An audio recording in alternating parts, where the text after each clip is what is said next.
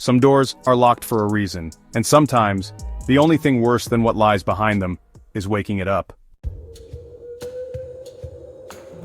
Mark inherited the house after his grandfather died. It stood alone deep in the countryside, surrounded by overgrown grass, rusting fences, and silence. Mark recently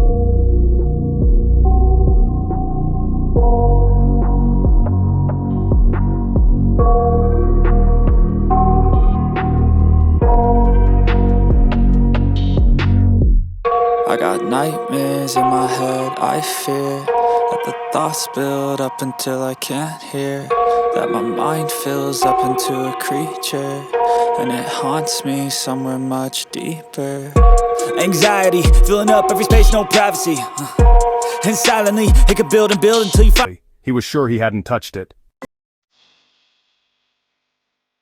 He closed it, locked it, put a chair against the handle. Next night, it was open again.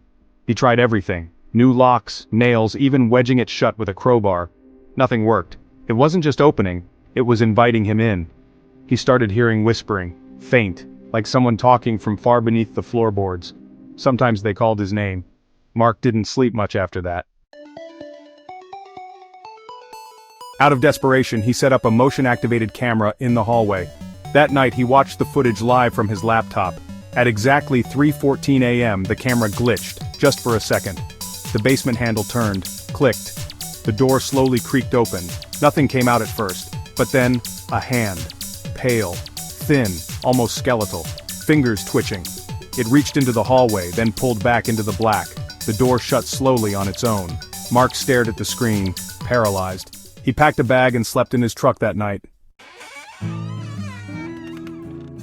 The next morning, he visited the local sheriff, an old man, gray beard, quiet eyes. Mark told him everything. The sheriff didn't ask many questions. He just nodded and said, "Sheriff, your grandfather told me, if he ever died before sealing that basement permanently, I had to warn the next one in line." "Warn me of what?" Mark asked. The sheriff looked him in the eyes. "Sheriff, what's in that basement isn't human. It pretends to be, but it ain't." Mark couldn't take it anymore. The whispers were louder. The door was open every morning. Something was dragging itself up the stairs each night, and almost reaching the top. He decided to end it. He tore the chains off, opened the basement, and went down with a flashlight. The smell hit him first. Rot, damp earth, and something metallic. The stairs creaked louder with each step. The light flickered. At the bottom, he found it. Not a basement, a stone chamber. There was a circle carved into the floor, symbols he couldn't read, and in the center, a rusted metal hatch. Something banged from beneath it. Then a voice. "Child, Grandpa said you'd come. He said I should wait."